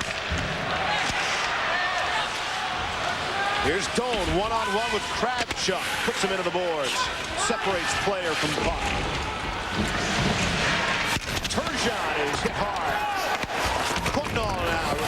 And Prager avoids a check. There's Courtnall breaking in. Save Fuhrer with the right pad. Corkum will get to it again. He's checked by Prager. Shannon has the Phoenix. Corkum was loading it up before he got it. And then had his shot blocked. Here's Shannon now back in the net. With plenty of time. Leaves there. Corkum. Shannon fanned on his shot down low. And it's stopped and the Blues come out. A lot of Coyotes better check their word, Billy. And a penalty is coming up. A penalty against the Coyotes. Blues will go to the power play. When we come back, already leading 1-0. Big news in the equipment world. Brett Hull has changed sticks. Nike got into hockey last of all the sports that they got into, but now they're making the shafts for hockey sticks. I took Brett's stick before the game. Watch how whippy this is. Look at the bend in the shaft of his stick. He says he flings the puck. I was afraid of breaking it. He only has 3 with him, and they're pretty expensive, but I gave it a couple of good shots. Very light, very whippy. Brett doesn't slap the puck. He says he flings the puck, and his stick has a pretty big curve in it, and it's really opened up like a 9-iron. They've been looking to fling the puck here on the power play. Shot from the point. Save! Javi Bullen with Courtnall right in front. The penalty was Corkum. Picked up 2 for hooking at 13:25. 3rd power play of the night. St. Louis is now 0 for 18 on the power play against Phoenix this season. All right, it's guaranteed they're going to score on this power play. I was just waiting for you to snap one of those sticks. That would have been great. I would have loved to see your explanation to Brett. Brett, sorry. I think I would have had the sheepish look on my face as I walked back to the locker room to hand it to him in 2 pieces. No, I wouldn't have gone back. Somebody stole it. Well, the Blues power play not amounting to much here. Finley for Phoenix shovels it into the Blues bench. We check back in with Bill Pito. All right, Steve, Colorado and Tampa. We pick things up here in the second period. It will be Yves Saroux here for Colorado. That ties the game up at 1 goal apiece. Then later on in period number 2, it's Colorado again. Aaron Miller. He's got a goal. So Colorado went down 2-0, now leads 2-1 late in the second period. All right, Bill, thanks very much. We'll check back in. Frequent updates. Tampa Bay Lightning playing some pretty good hockey as of late. Tough test tonight, obviously. How about Colorado? How about Colorado, though? We talked about them taking, you know, players that aren't star players and having them rise to the occasion. Yves Saroux scores and Aaron Miller scores. I mean, last year it was John Clem that was a defenseman converted to right wing. Now Clem's back and is their steadiest defenseman on the blue line. So Aaron Miller moves up front and has just had a great, hits everything that moves up front now as a forward. He had a rash of game-winning goals early on in the season. I think he had only 3 shots on goal. All 3 went in, and all 3 were game winners. However, Aaron Miller will not be All-Star Friday. He will not make an appearance. We'll have it for you. All the action from San Jose on ESPN. 9:00 p.m. Eastern. All the skills, the skating, the shooting, the hardest shot, all your favorite players. And then, of course, Hanger's playing. Is it an old-timers game or not really? No, what do we call him? He's the kid. I'll guarantee he'll be the youngest guy out there. All-Star Friday. Friday night from San Jose. We will have you covered top to bottom, I guarantee, on ESPN and ESPN2, our coverage from San Jose. Fired inside the Phoenix zone. 47 seconds left in the Blues power play. See if they can set something up here. St. Louis the 1-0 lead on the Pierre Turgeon goal. Back behind the net. Joe Murphy, goalless in 7 games. The big offseason acquisition, a big ticket as a free agent, and he has struggled when it comes to scoring goals. Murphy.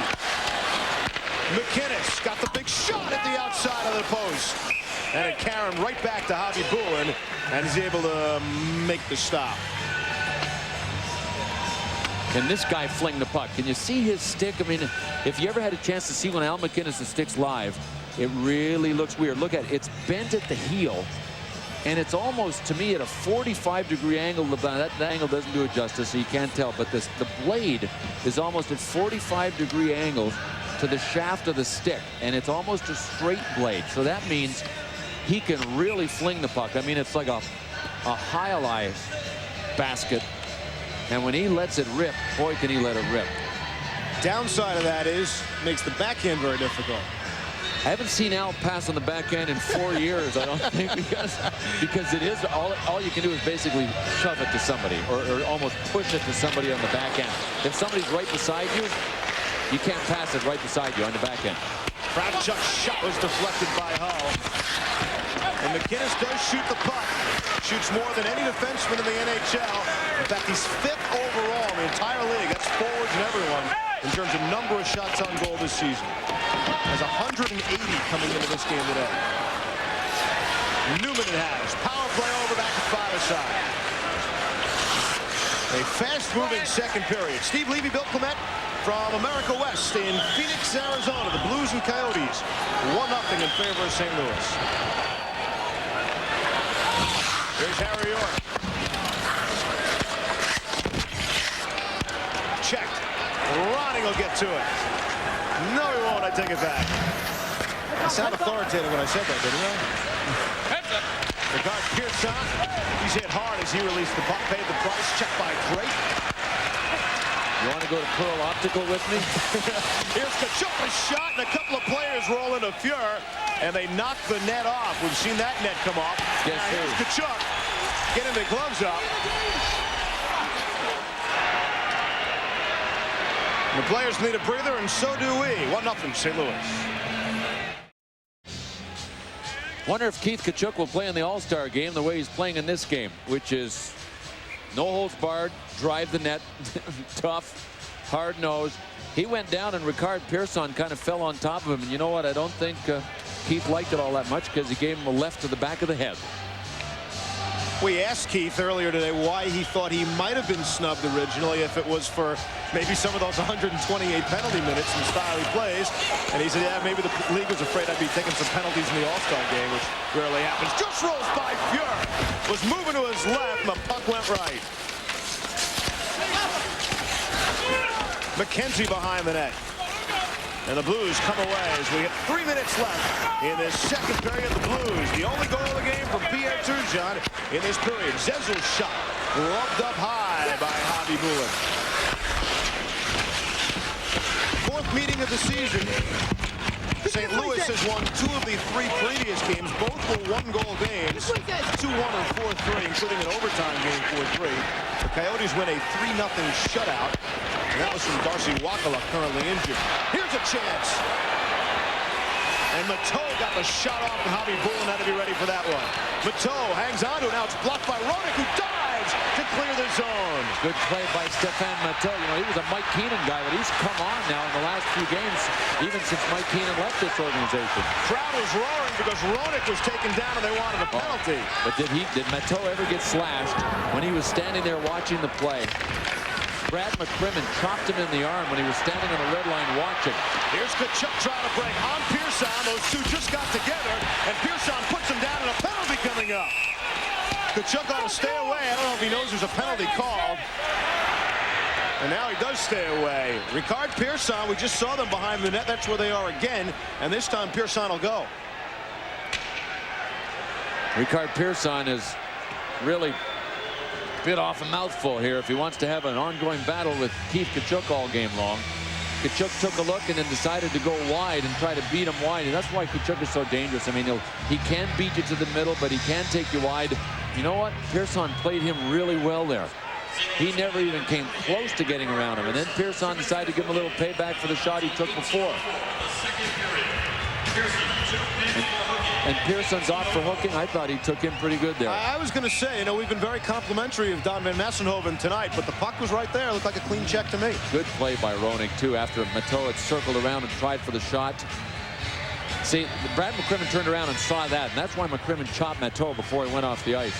And that's what the crowd was reacting to. Pearson in the box, 2 for the hook at 18:04. 5th power play for Phoenix.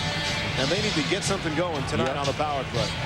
Point out that 5 of the 8 penalties tonight have been hooking penalties.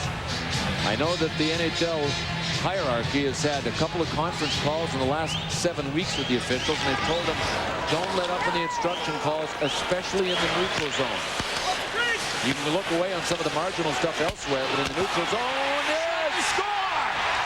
It's Dallas Drake on the power play, and finally the Coyotes are on the board. It's 1-1. It looked harmless until it reached the backboards and bounced back out. And Grant Fuhr has been beat like that, like every goalie has. Sometimes the most dangerous ones are the shots that miss the net. Because when it caroms out, boy, you don't know where the coverage is. You're a goalie, you got to look behind. There's the play. It moved over from Darren Quint to Tverdovsky. Back to Quint, finally just wide of the net. Came out, and as it came out, Dallas Drake was all over it.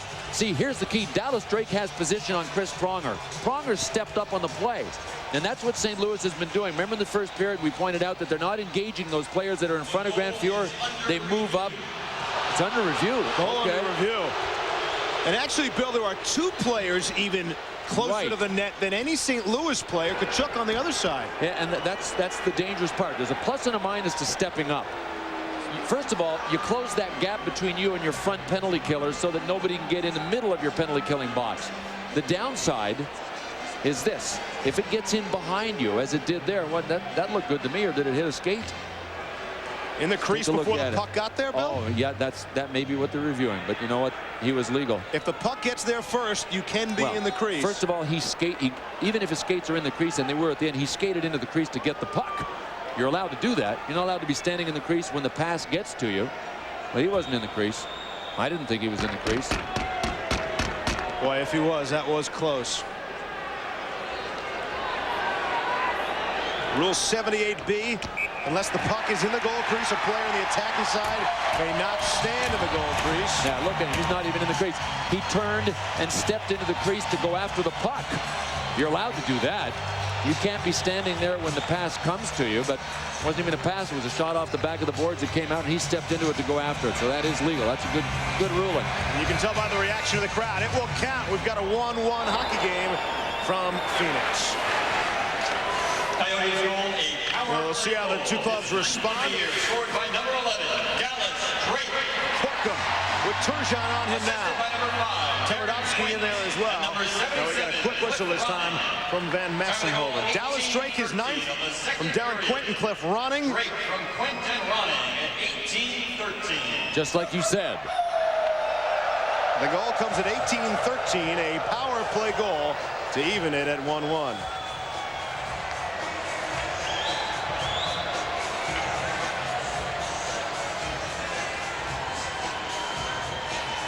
His 9th goal of the season.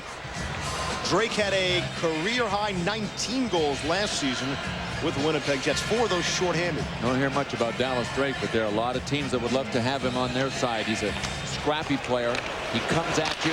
He's pretty good offensively. He gives you everything that he's got in the bag. I mean, in the tank, so that there's nothing left at the end of a hockey game. So he competes.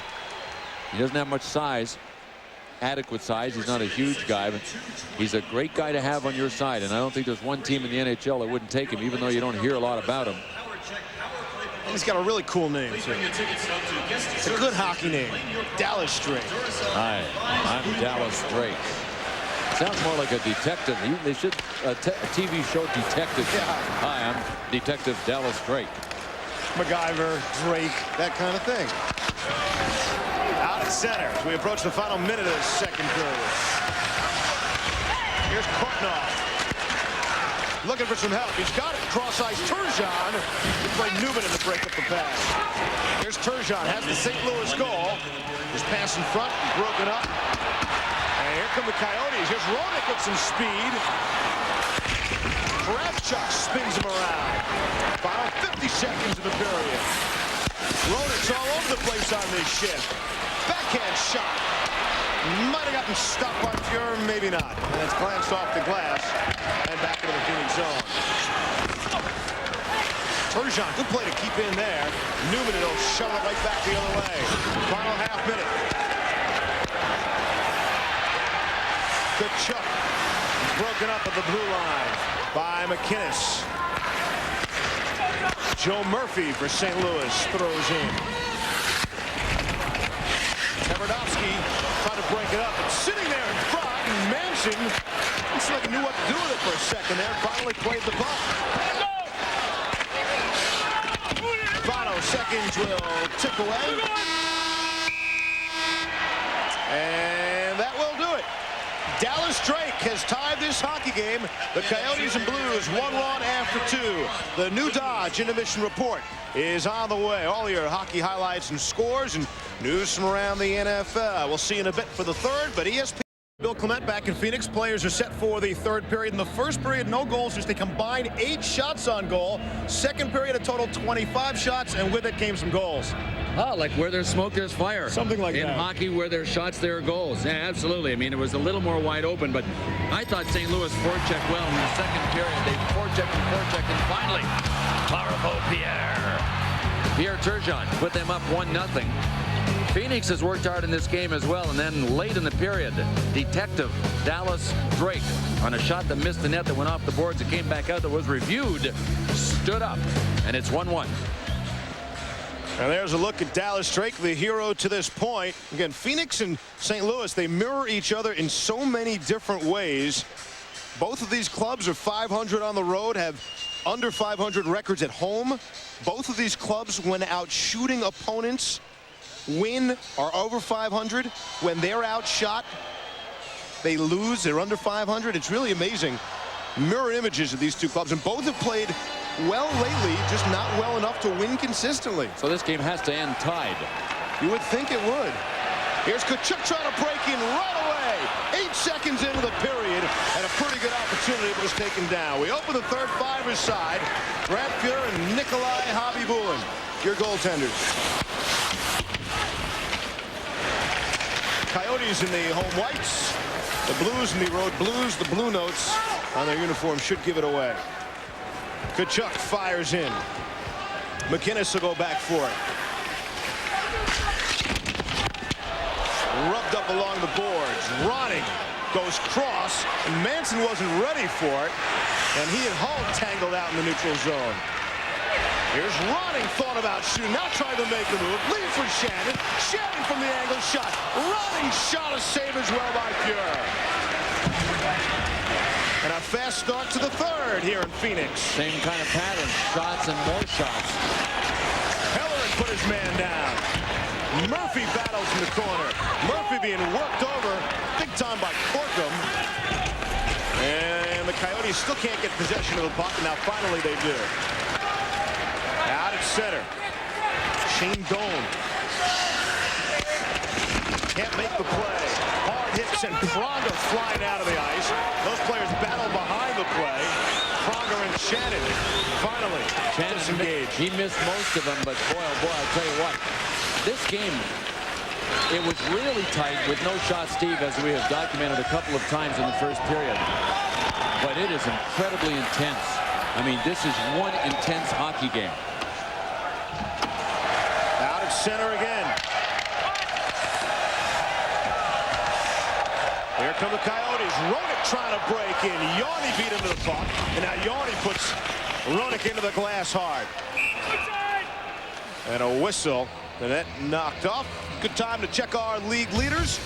Brought to you by Miller Lite. And let's start with NHL goal leaders. You mentioned in the open, Bill Jaromir Jagr, including tonight, 41 goals. And then second, it's a toss-up between Mario and new All-Star Keith Tkachuk. Keith Tkachuk, right off the opening face-off for this third period, had a scoring chance. This is how hard it is to call a penalty. Watch between his legs. Watch Al MacInnes' stick right there. Now, there were about 84 bodies between Al MacInnes and Tkachuk and Don Van Massenhoven. I mean, it's an incredibly difficult sport to officiate. Al MacInnes knew that with all that traffic, knowing where Van Massenhoven was standing, that he'd probably be able to get away with it. Tkachuk was tripped. That's why I looked over and yelled at Van Mass and said, hey, give me something here. How important has Tkachuk been? Only Jaromir Jagr has scored a higher percentage of his team's goals than Keith Tkachuk. 23.4% of the Coyote goals, courtesy of Tkachuk. And he stays on the ice. Shot from Finley, rifled high. Manson able to keep in. And there's Tkachuk again. Long shift to start this third. Goes in front for Ronning. Almost looks like they have a power play, Bill, and it's 5-on-5. And Ronning will get back to it. Both teams, you know, there have been some coverage breakdowns, but by and large, the success that people have had, even on the Turgeon goal, was just a result of incredible hustle, terrific forechecking, beating people to the puck, and that's what Cliff Roning's line just did. Here's Roenick now. Off, MacInnes fires it right back the other way. Gartner couldn't handle, rolls in, sent back out by St. Louis. Pellerin off the skate of Murphy. And the Coyotes come back. Here's Roenick. Had Gartner pass just a bit too far. Pearson and Gartner go to the glass. Pellerin throws the check on McCrimmon. Chris King from the angle. Trying to set it up. MacInnes, great play to break it up. And that shot blocked at the defense. Very strong game and lots of minutes at Al MacInnes tonight. Here's York. Leaves in front. They score! Scott Pellerin gets the goal on the pretty feed from York, and St. Louis back out on top 2-1.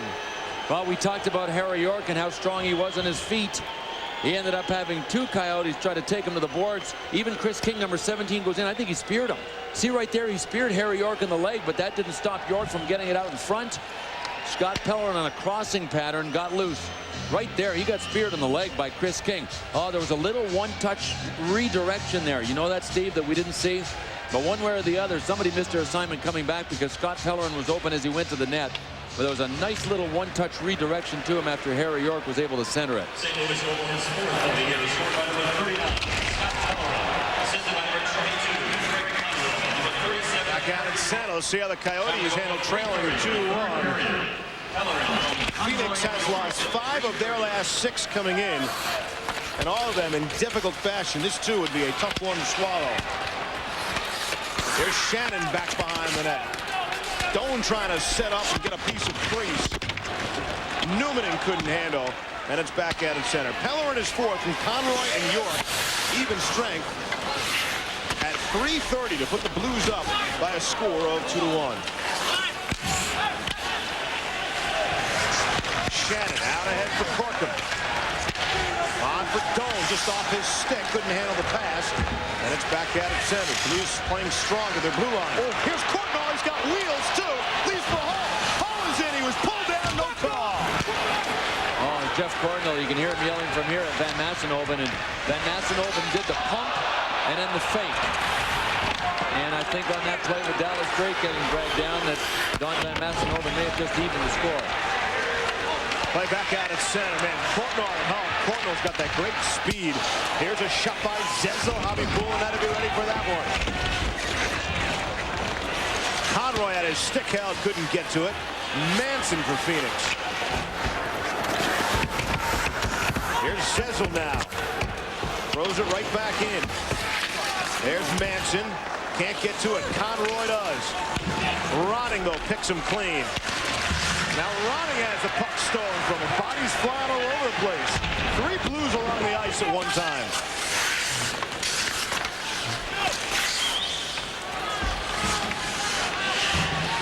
On this play here, Steve, the Blues should move back probably into the neutral zone. No, they're not. Harrier stayed up. I mean, Joel Quenneville likes them to fall back and use kind of a passive approach when they don't get any pressure, but that time they went for it, and you see what's happened. Phoenix has come all the way down into their end now. Here's Pellerin, the goal scorer, just fanned on it, and then Kachuk went down. Sent inside the Phoenix zone. Quint will get back to it. He's checked by Murphy, who's following. Pellerin in front of a backhand. Shot it wide. Scott Pellerin looking to be the hero tonight. And it goes all the way back behind the net as Kravchuk touches up for St. Louis. We get the call for icing. Scott Pellerin nearly had a pair. His one will do.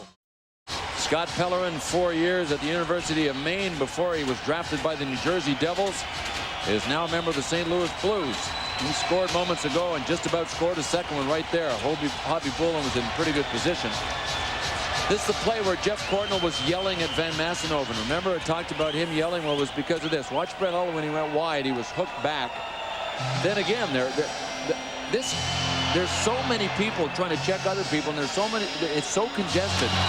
One man cannot see what's going on. You can't see through people, and Van Massenhoven has to be, by luck, by chance, on the right side of the pack of people to see what's going on, and a lot of the time that isn't the case. This has been an unusually difficult game to call. I don't know why, but it just seems a lot of the calls could have gone either way. This is a very tough game, I think, to work. I'm not sure why for the referee, Don Van Massenhoven. Heard an interesting story about Van Massenhoven this morning. Mike Stapleton, who plays for Phoenix, said that he owned a farm. His family owned a farm in southern Ontario, and Don Van Massenhoven was so strong that when there were bolts that were frozen on the farm, you know, they were locked. You couldn't open them with a wrench like on big, heavy equipment. Right. They hired Don Van Massenhoven to come in and torque the wrench and actually loosen these giant bolts.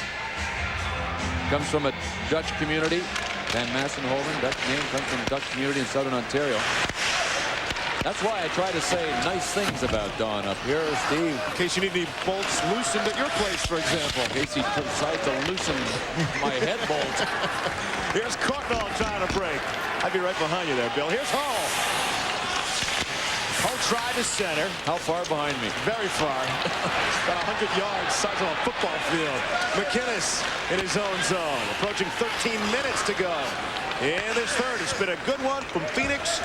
Glad you could be with us. Our continuing coverage of the NHL Fire on Ice here on the ESPN2. Back at center for Chris Pronger, all six of them. For Kravchuk. Campbell couldn't get to it. Newman and does for Phoenix. Tverdovsky, he'll be in San Jose at the All-Star game. Kravchuk. Campbell just chips it out of the zone.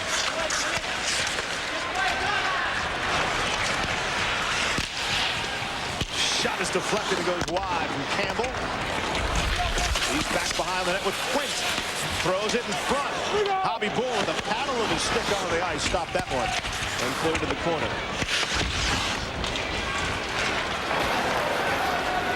Back at center for Conroy for St. Louis. It looks like it'll go too far. And as Brad McCrimmon touches up, we'll get the ice. 2-1. It is St. Louis leading. He'll be there.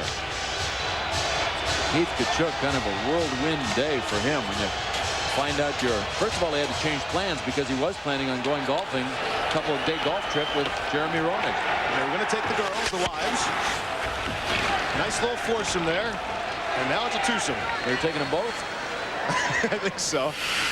Now here's the question. Does JR go without Tkachuk? Go golfing? Without him, yeah. Well, that's a question I can't answer right now, Steve, but we'll get back to me on that. We'll get right down there after the game. Fine, Bill. And find out. Keith Tkachuk's first All-Star game, and Steve, you mentioned how he scored such a high percentage of his team's goals and that he's a prolific scorer this season, but how's he done over the last 3 seasons? Only a handful of players who've scored more goals in the NHL than this man. Jaromir Jagr, Peter Bondra, and John LeClair. And that's a hard question. As you said, who are the top goal scorers in the NHL in the last 3 years? Right. You know, Jagr, Bondra, LeClair, and Keith Tkachuk. I bet you not a lot of people would get that. Roenick and Tkachuk, of course, one of the many New England combinations around the NHL. We took Super Bowl predictions. What do you think Keith Tkachuk said? Big Tuna, Patriots, go. Do you want to give your Super Bowl prediction at this point? Who's in it again? Come on. I've been doing a lot of hockey these days. Well, I can't imagine Green Bay losing, to be honest with you, because I'm not from New England, I guess. You're from Green Bay?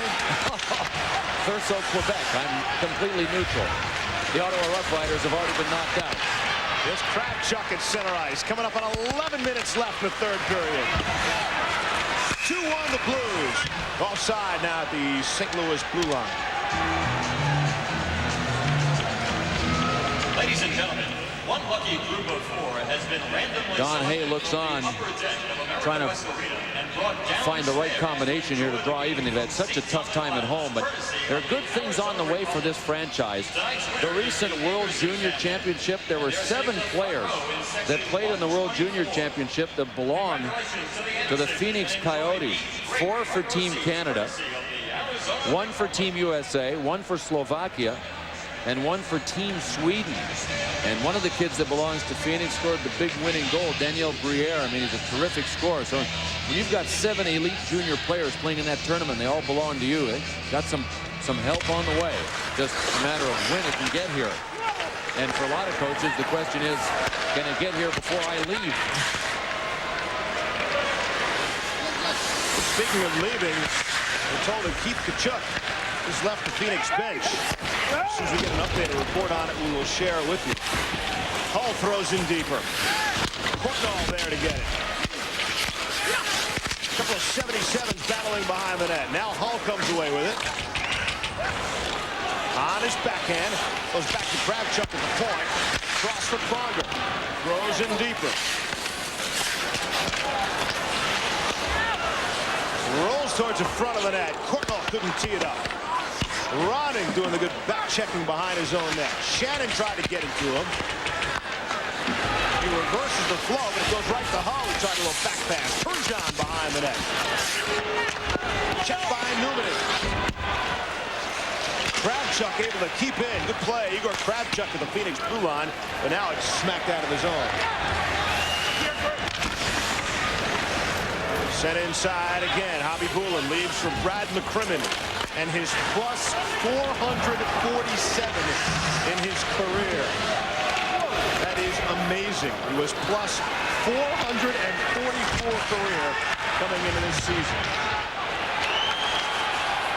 There's Matteau checking the player. Good back check and Stefan Matteau to stop Eastwood on the opportunity. And the Blues go off the glass and bounce it out.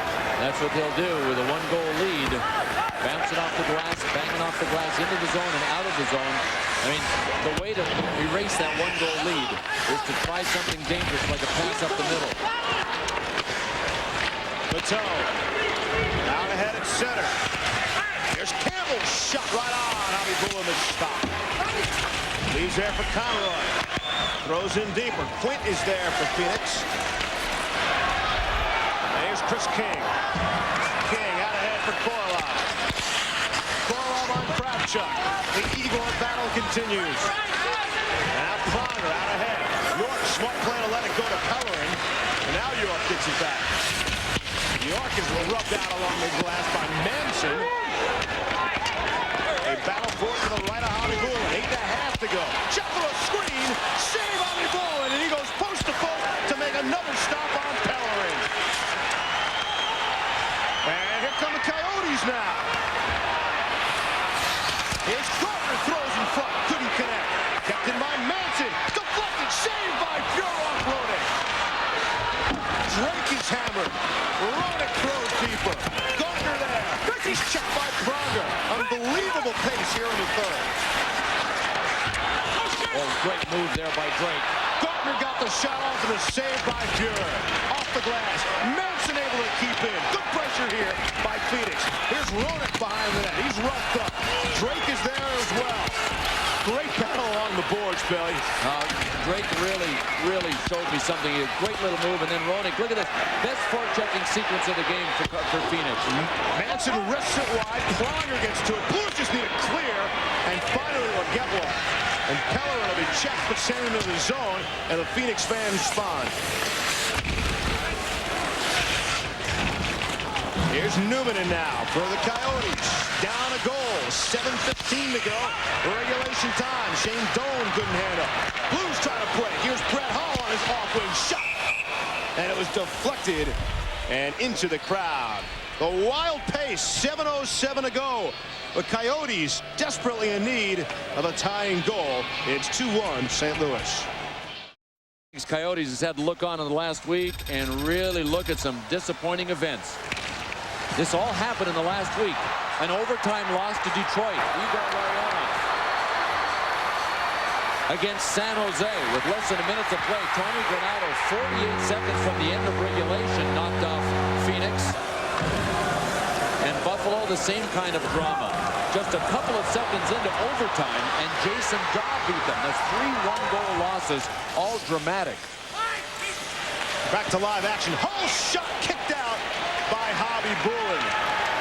Breaks just have not gone the way of the Phoenix Coyotes. In fact, Bill, on that last goal, you could see Dave Manson was actually tripped up on a linesman. That led to the break there. They've lost 5 of 6. We show you how difficult they've been losing. The one win in that stretch was a win at Dallas, which is a very good NHL win. And when you combine the start they had, that really put them behind the 8 ball. We've talked about their troubles winning at home. And they had such a great opportunity to get off to a super start because 17 of Don Hayes' first 25 games, 17 of 25 were at home. They only won 5 of those 17 home games. And you would think coming here with the, the honeymoon effect and everything. I mean, to me, I had to fill out some information. We're doing some stuff on our ESPN Sportsnet, and I picked Phoenix as my disappointing team. Now, they don't have the personnel, I don't think, to be a cup contender, but I really expected them just to come out flying like every team I've ever known does when they move to a new city. I mean, it happened to me when I went from Atlanta to Calgary. I mean, I saw it happen from, Quebec to Denver. It happened from Minneapolis to Dallas, and it just seems to happen, but it did not happen to these guys. I, too, like the Phoenix actually to come out of the West in my preseason prediction. Then again, I picked Detroit and Cincinnati for the upcoming Super Bowl, so you'll want to stay away from my predictions. Did not. Did you? Yeah. You like that one, don't you? Inside the blue zone. You got guts, I'll tell you what. You're not afraid of going for the long shot. And to admit to it this late in the season, I think shows something there. Bill? That tells me how big a Wayne Fontes fan you were. What's Wayne doing right about now? Shot goes wide of the net. Roenick in on the forecheck. Here's Gartner. Wagner from the angle. Shot and Fuhr made the stop. Chance in front. Glove save, Grant Fuhr. And Tkachuk just threw his arms up in the air. What does he have to do? We have to check in with Bill Pito. All right, Steve, Tampa and Colorado. We are in the second period, and the Lightning tied up. Damon Lankow, the rookie, knots it at 2. Third period now, 16:01 to go.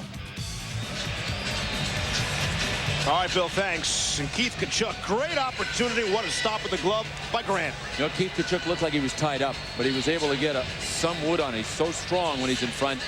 You see on the left, Chris Pronger is there, and you see how Tkachuk is off balance and tied up, so he didn't get great wood on it. Kravchuk had, look at Kravchuk, trying to push him up and spin him around and everything. Grant Fuhr still had to make a pretty good save because it was going for the corner, but Tkachuk just couldn't get enough on it.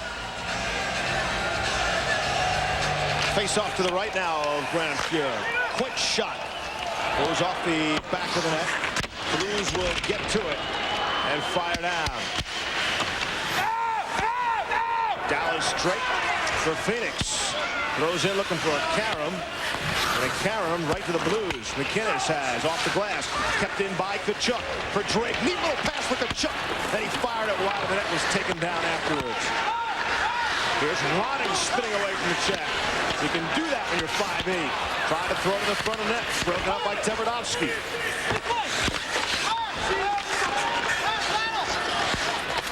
Tkachuk battling. Tverdovsky, the defenseman behind the net, throws it in front. Drake couldn't tee it up, and it comes back out to center ice. Under 5 to go. Regulation time. Oleg Tverdovsky, cross-ice pass, just off the skate, under the stick of Doan. He couldn't handle. He would have been in clean. Let's fucking make sure on the fucking... Somebody's trying to make sure of something over there.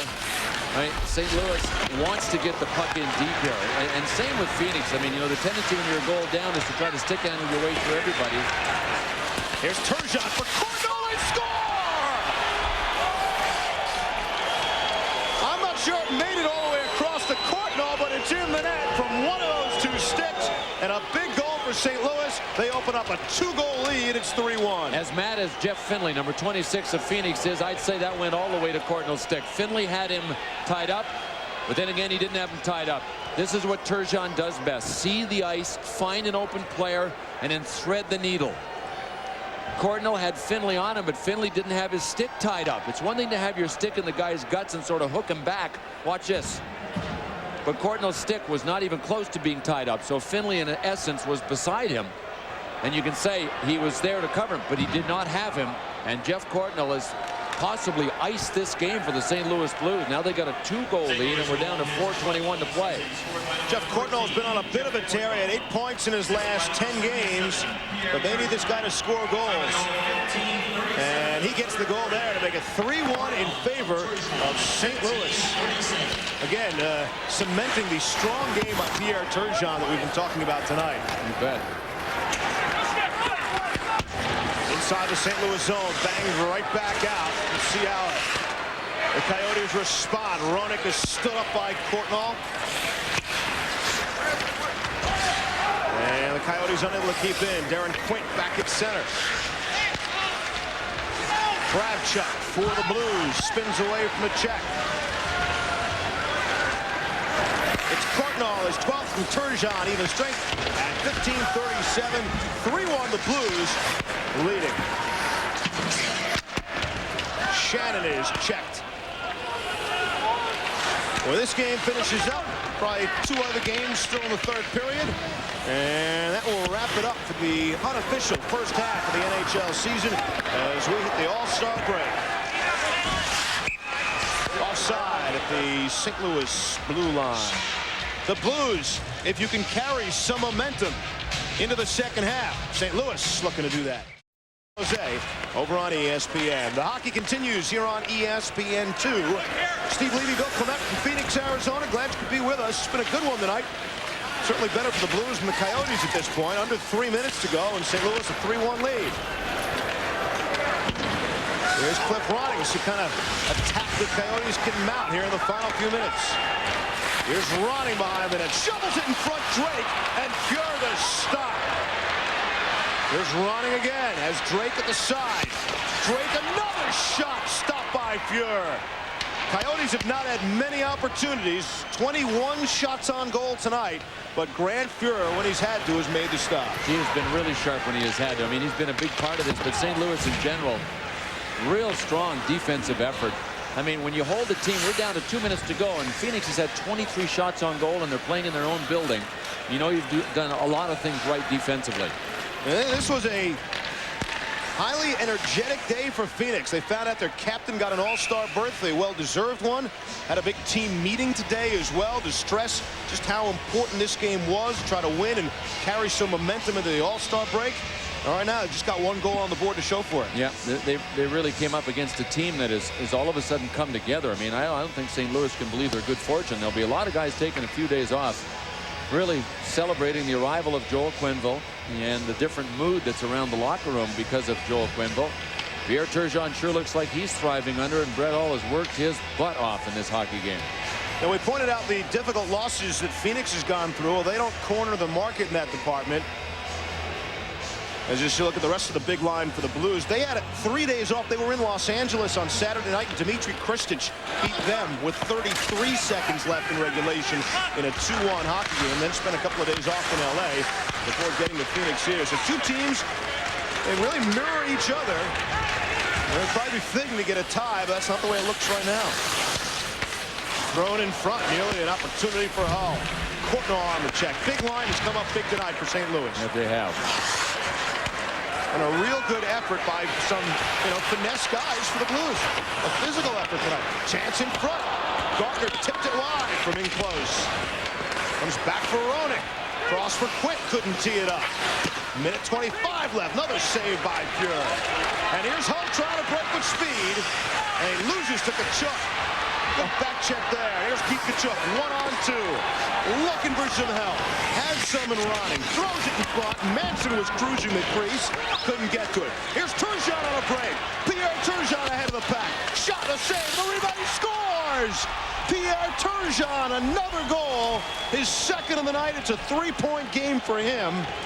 And the Blues now open up a commanding 4-1 lead. And Pierre Turgeon even had to overcome Brett Hull, kind of throwing him down in the neutral zone. They sort of collided, and Brett was trying to keep himself standing up, and he actually flung Pierre Turgeon down to the ice. Turgeon got up, waited for the puck to come to him, and he just persevered on this one. I mean, he took the first shot, and Kachuk was closing in. Hobby Bullen made a real good first save. Looked like Turgeon, even from that far out, was going for the 5-hole. And Hobby Bullen just about stole the rebound shot from him, because he got a piece of it with the glove. But big night for Pierre Turgeon, and a guy that looks like his enthusiasm is really, really high right now. You attribute a lot of that, I would think, to the coaching change in St. Louis. 1 minute left in regulation. Sent inside the Blues zone. I want to thank Pierre as well for backing us up, because we talked about him in the first period as having a strong game, and he really has come through tonight with this one. It's been a tough year so far, Bill, for first-year rookie coaches, and now Joel Quenneville is a part of that. 4 first-year head coaches, Tom Rennie, Don Hay, Al Sims, and now Joel Quenneville, all under 500. Now, some of that is because when you have a coaching change, because your team isn't playing well, right. Obviously. Right. But now, Joel Quenneville looking to get to 500 tonight with a win. He'd be 2-2. Well, his big three, that big offensive line that he put together, has carried the load. Yes, there will be nights when they'll be shut down, and they'll have to split them up and break them up, but they just persevered in this one. I mean, he didn't stray. They just kept grinding it out. That would appear to be the problem for St. Louis, is that second scoring unit. Yes. To get some offense from some other people there. Especially if Joel Quenneville keeps those 3 players together. That will be their big problem. Especially, this is looking way in advance, but in the playoffs, when you try to check one line, Blues could really be handcuffed by something like that. Right. Rattled around the glass, and we'll go down the length of the ice, and icing will be called with just over 23 seconds left in regulation, of the Blues up 4-1. Just how good has that strong line been? Well, Brett Hull has an assist. Turgeon's got 3 points on the strength of his 2 goals and 1 assist. And Jeff Courtnall has a goal, so you've scored 3 of the 4 goals. That is shouldering the load.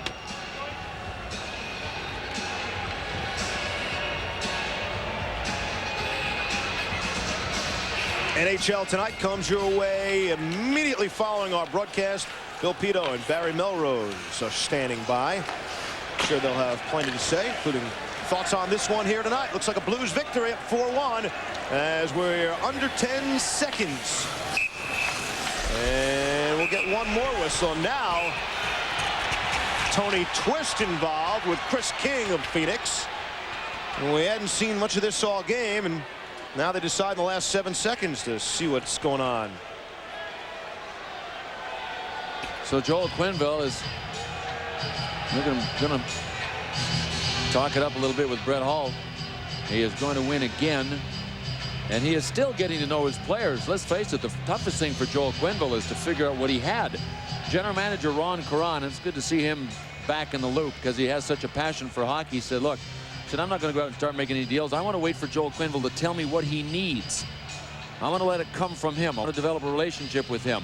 It's a great way to start a relationship with a general manager, to have him come at you that way.